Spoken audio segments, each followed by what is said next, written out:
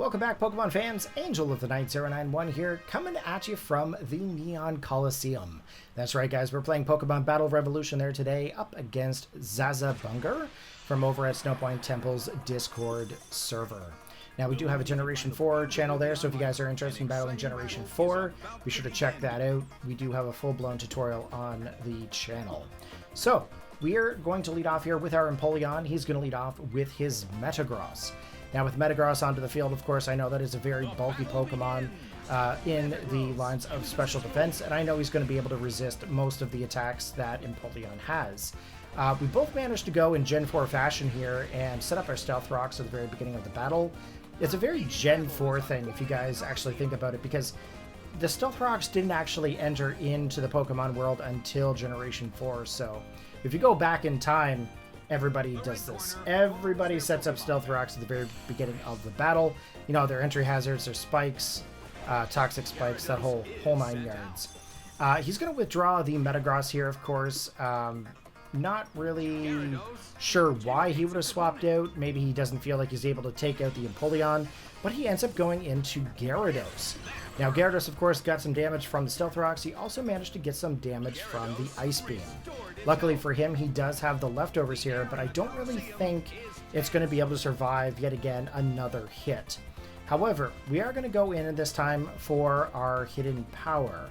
Now, with Empoleon, if you're going to lead off with Empoleon, pretty much expect to be walled by a Gyarados, because Gyarados was everywhere in this format, and a lot of them were very bulky Pokemon.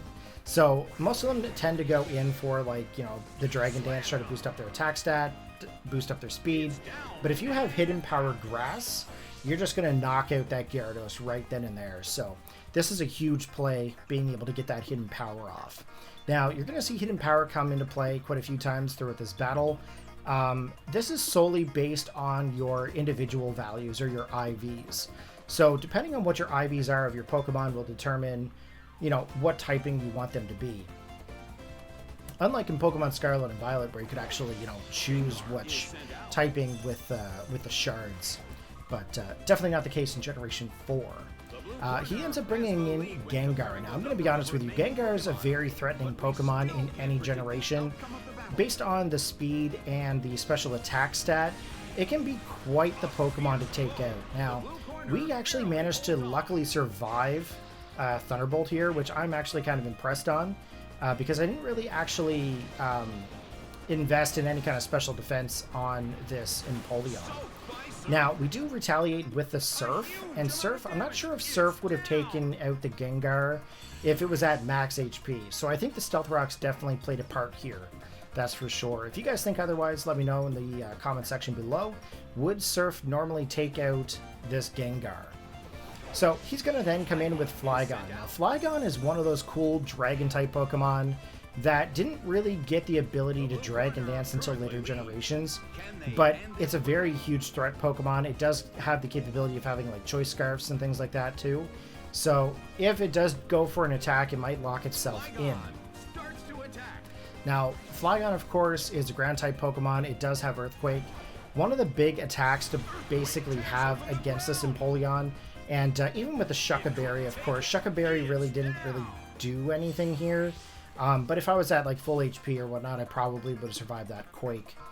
So with the Flygon onto the field, I'm thinking to myself, okay, what is my best choice for a swap in here? I'm deciding that maybe perhaps I'll go for the Mismagius, just because if he is locked in with the Choice Scarf, he can't really do any kind of an Earthquake onto me, basically due to the Levitate ability. So we get a little bit of damage there onto us there because of the Stealth Rocks. It's perfectly fine. We decide that we're going to attack the Flygon perhaps with a Will-O-Wisp. And the reason I'm going to go for the Will-O-Wisp here is because if that Flygon is purely a physical attacker, I want to basically drop his attack stat based on that burn. So he's actually going to withdraw his Flygon, which makes me think that he might be Choice Scarfed. But he brings in Tyranitar here as well. Now, Tyranitar, of course, is a rock, dark-type Pokemon. Will-O-Wisp is definitely going to help us out here in cutting the attack stat of the Tyranitar. But the only play that I have with Mismagius is my Hidden Power. Now, this is kind of where I kind of made a mistake. Now, when I was going through and doing the IVs onto Mismagius, I actually was trying to do fighting. for my hidden power value, which would have been a huge play here for sure. Would have just one-shot at this T-Tar. Unfortunately for me, I ended up having fire on it, which I'm not really sure how that happened, but for some reason I had hidden power fire. Big mistake on my part. As you can see here, the hidden power fire is not very effective, and it's just gonna not really take out this T-Tar in any way, shape, or form. So he does survive, and I'm thinking to myself, okay, well, I really want to have Miss Magius for later on in this battle, especially if I have to go up against like Metagross. I could probably go for the Shadow Ball, maybe do some damage. I decided to go for the swap out here into another Pokemon. However, one thing I also forgot is Tyranitar gets Pursuit. And Pursuit will allow him to attack the Pokemon prior to it being swapped out, as you can see here. So, there's the Pursuit. Of course, we can't withdraw our Miss Magius, and we're actually going to end up losing him in this battle. So down goes Miss Magius, and we're going to be able to bring out our next Pokemon here.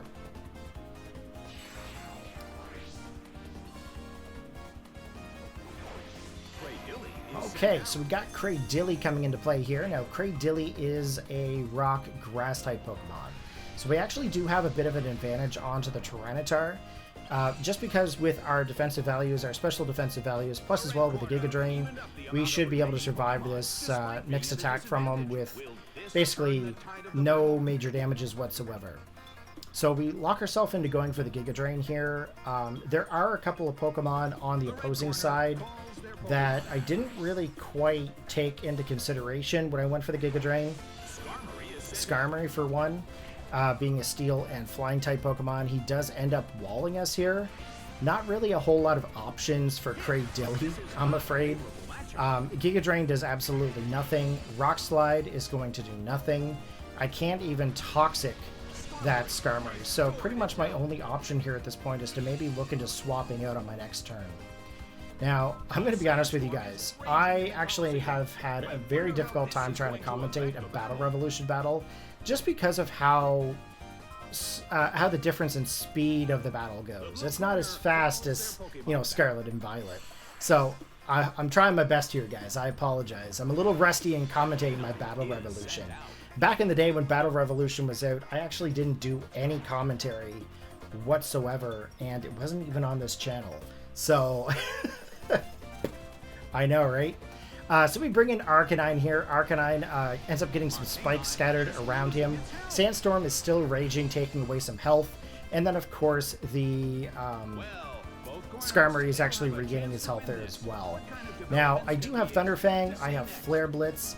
I was really hoping in this situation I would also be able to have close combat, but that's apparently not a thing for some reason. I think it only came in a different generation. Did get extreme speed in this one. But we do end up going for the Flare Blitz here. We are going to get some recoil, and thankfully we actually knock out this Skarmory. Now Skarmory, of course, was a steel type, so it was, I believe, ×2 for the fire. So definitely impressive taking out that Skarmory.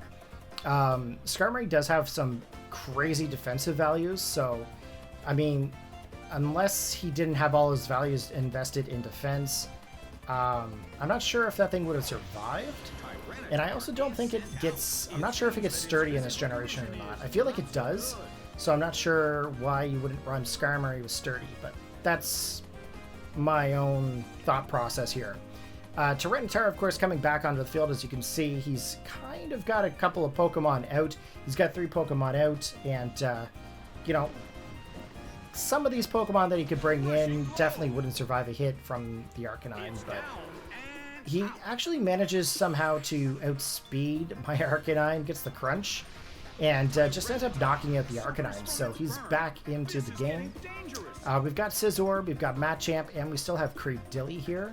Now, if I did manage to bring in Cradilly, I don't think that there's too many Pokemon that's going to be able to resist it other than the Metagross.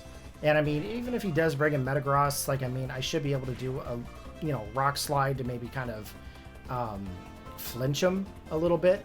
But I was really hoping to be able to take out this T-Tar here because, I mean, let's face it, T-Tar is one of those big bads that you don't want to leave on the field for too long. But he is ending up swapping out his Tyranitar. He's going to go in, I believe, to his Metagross here. And Metagross does end up walling Cradilly, I'm afraid. There's really no ways around getting Cradilly to do anything here. As you can see, the Giga Drain's not very effective.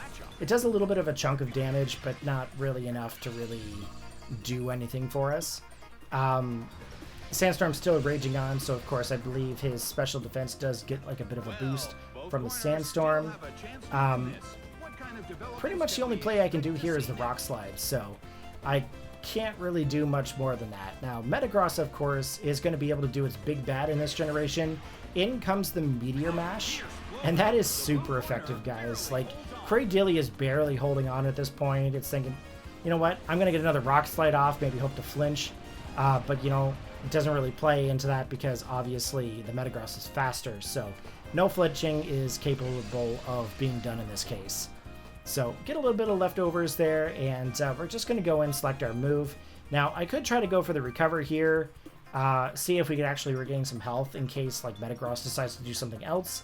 Unfortunately, not the case. We do end up losing Cradilly, and that is unfortunate because we could have definitely used Cradilly for another Pokemon. But with the two other Pokemon remaining, like Scizor and Machamp, I didn't really want to use those up against Metagross, to be quite honest.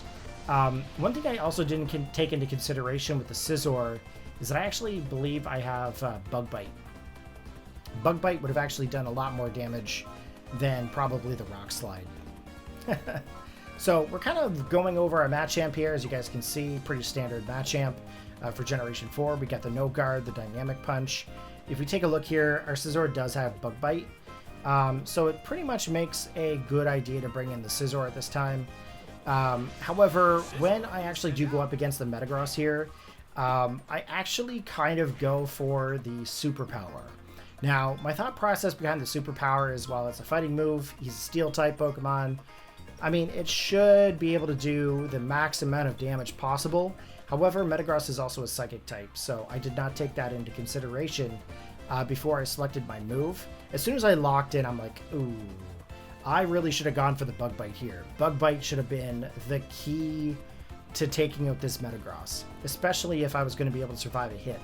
So we're kind of just waiting right now just to see what our opponent is going to be able to do. Pretty sure he's just going to go in for like another Meteor Mash here. But as you can see, we went for that Superpower. Didn't really do a whole lot. And plus with the Superpower, it actually drops our attack stat down, which is very unfortunate for us because I think the one Bug Bite would have actually done a whole lot more. We do lose our defensive stats as well. There's the Meteor Mash, taking us right down into the yellow zone. We're about 1/4 health left. And at this time, I'm thinking to myself, okay, well, I mean, I just kind of screwed up. Did the Superpower over the Bug Bite, but you know what? That's what we're going to do this time around. We're going to go for the Bug Bite, hope for the best. And unfortunately, it doesn't really take out his Metagross, as you can see. Now, I'm pretty sure that that is because solely of the Superpower that we did prior. It actually dropped our attack stat quite a lot. So in comes the Meteor Mash, finishing off the Scizor. And this battle is not looking very good for us here right now. We're actually down to our last and final Pokemon, which is actually a Machamp. And he still has his Flygon and his Tyranitar. Now, I'm thinking to myself, if I can just get Metagross out, I can run this battle with just the Machamp against the Flygon and T-Tar. If I've got like an Ice Punch or anything like that, might be good for the Flygon. Of course, as you can see here, I do not have that. I was kind of thinking maybe Bullet Punch might help me out with the Flygon. But if we go for the Dynamic Punch here, we can actually just kind of one-shot and finish off this Metagross. And luckily for us, we're actually able to outspeed his Metagross. I don't think most Metagrosses are really fast to begin with anyways. I think most of them are more max defense, max attack. So luckily for us, we actually do take out this Metagross. Kind of bringing us back into an almost level playing field here. Sandstorm is still running wild, taking away a little bit of health every turn. Plus, as well, we do have some Stealth Rock damage. which also did some damage at the very beginning of the turn for Machamp. In comes Tyranitar. As you can see, he's going right down into the red zone. One hit, this thing is going to be gone. So I'm thinking to myself, Bullet Punch is the best play, and that's exactly what we're going to do here. So of course, Bullet Punch is a priority move. T-Tar is now down and out, and now that brings us 1v1. So we are actually paired up here quite nicely. We've got Flygon onto the field. We've got Machamp. Machamp actually has quite a bit of damage onto him already. Now, I know for a fact that Flygon is going to be faster than Machamp. Now, if I go for the Bullet Punch, that's going to do very minimal damage. I basically have to go for the payback here. And the reason why I'm going to go for the payback is because I know I'm going to be able to survive at least one hit. So if I can get this damage off here and survive a hit, get the payback, maybe I'll be able to take this Flygon out. And this is exactly where we're at here. Here's the Outrage, and it is going to be doing a mass amount of damage to Machamp. Here's the payback, but we are going to be very unfortunate here. It is not going to be able to take out Flygon at all, and we are going to get destroyed by the Sandstorm. So good game. Thank you very much, and hopefully you guys enjoyed the battle. If you did, post your comments, and I'll see you guys in the next episode. Peace out. The results are in. The red corner narrowly escaped defeat. What a match, guys. What a match. That was super close. So good. GG again.